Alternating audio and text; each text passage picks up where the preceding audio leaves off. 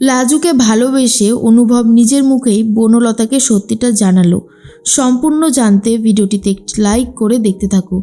গল্পে শুরুতেই দেখা যায় লাজুর এই বাড়িতে ফিরে আসাটা কেউই মেনে নিতে পারছে না, আর সেই জন্য সবাই মিলে লাজুকে, বিশেষ করে বনলতা, অনুভবের মা, জেঠিমণিরা সবাই মিলে খারাপ ব্যবহার করতে শুরু করে দেয়। তখনই শ্রী বলে, এই মেয়েটা এখানে কি করছে কৃষ্ণ? আর তুই বা ওকে এই বাড়িতে নিয়ে এসেছিস কেন, কিসের জন্য? তখনই অনুভব বলে, লাজু কোনোভাবেই হোস্টেল পাচ্ছিল না, তাই আমরা ঠিক করেছিলাম লাজু এই বাড়িতে থেকেই পড়াশোনাটা করবে।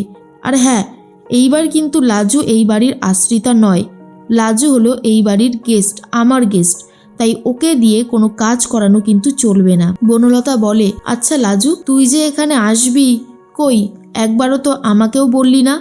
আমি তো জাস্ট তোকে দেখে অবাক হয়ে গেলাম। বনলতা আরও অনেকভাবেই অপমান করতে থাকে লাজুকে, আর বলে, এই তো সুদেবের কাছে যাওয়ার জন্য ব্যস্ত হয়ে গিয়েছিলিস, আর এখন শেষে আবারও এই বাড়িতে ফিরে এলি, মানেটা কি?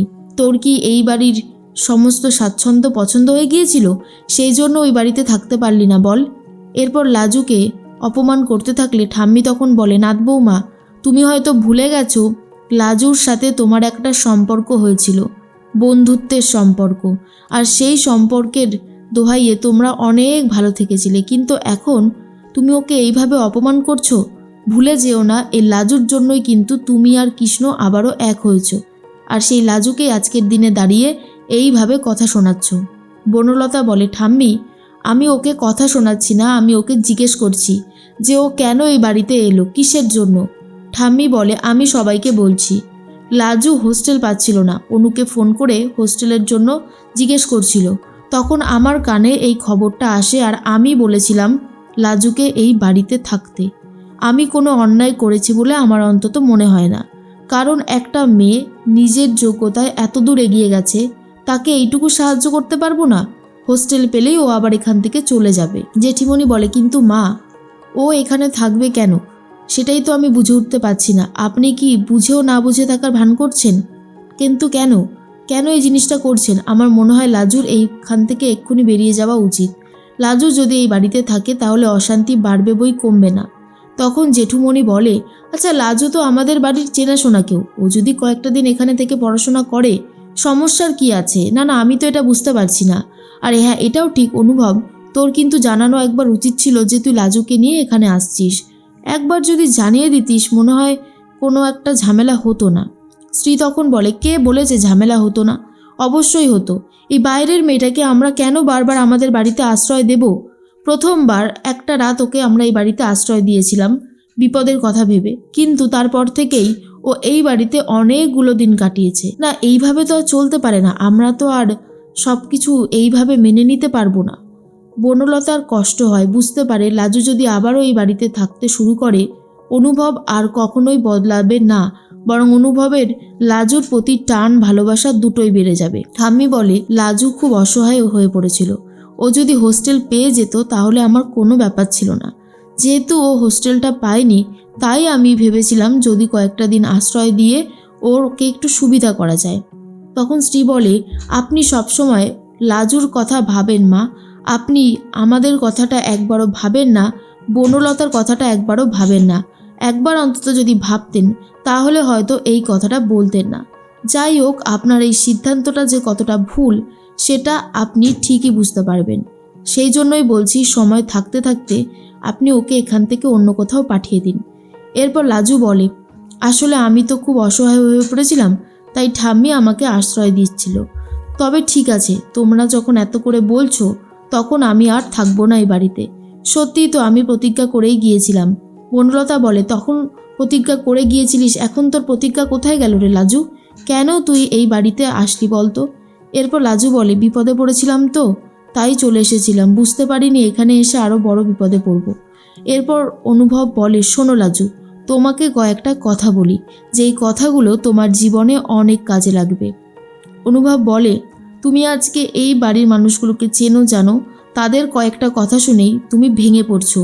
বলছো পেইন গেস্ট হিসেবে কোথাও থেকে যাবে, যা হবার হবে। একটা কথাও তোমার ঠিকঠাক লাগছে না।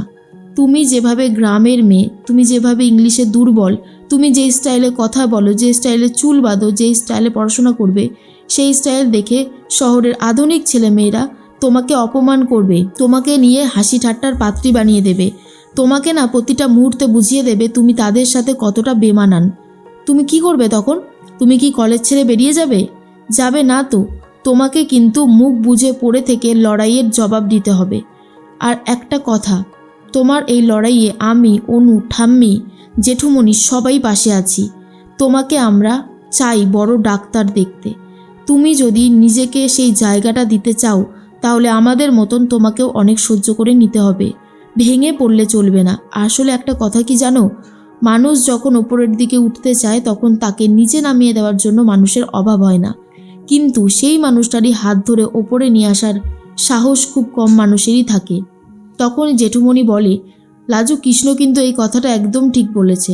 তুই যখন কলেজে যাবি না পড়াশোনা করতে, তখন দেখবি কীরকমভাবে আধুনিক ছেলেমেয়েগুলো তোর সাথে খারাপ ব্যবহার করে, তোকে অপমান করে। কিন্তু তুই কি সত্যি কলেজ ছেড়ে বেরিয়ে যাবি? যাবি না তো। তাহলে দেখ, তোকে একটা কথা বলি, তোকে কিন্তু এখন ধৈর্য ধরতে হবে। এখন সব কিছু লড়াই মুখ বন্ধ করে সহ্য করে নিতে হবে, তাহলেই তুই ভবিষ্যতে এগিয়ে যেতে পারবি।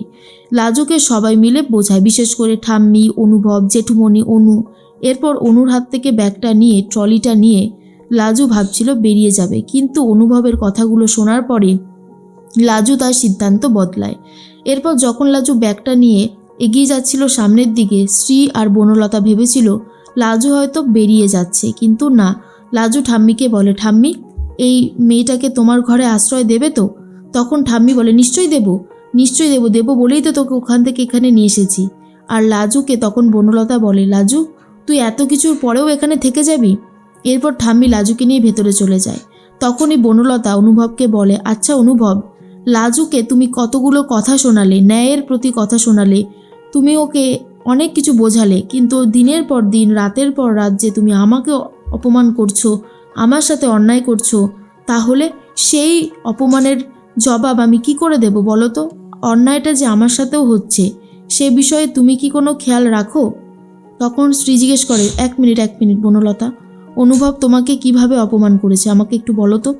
তখন বনলতা সবার সামনেই বলে, অনুভব আমাকে বলেছে আমি ওর স্ত্রী হওয়া সত্ত্বেও আমরা এক বিছানায় ঘুমাতে পারবো না, আমি ওর সাথে কথা বলতে পারবো না, আমি কোনোভাবেই ওর কাছাকাছি যেন না যাই।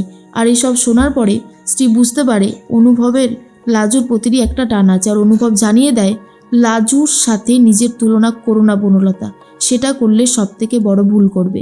আর বনলতা বুঝতে পেরে যায় লাজুর প্রতি সমস্ত মন দিয়ে বসে আছে অনুভব।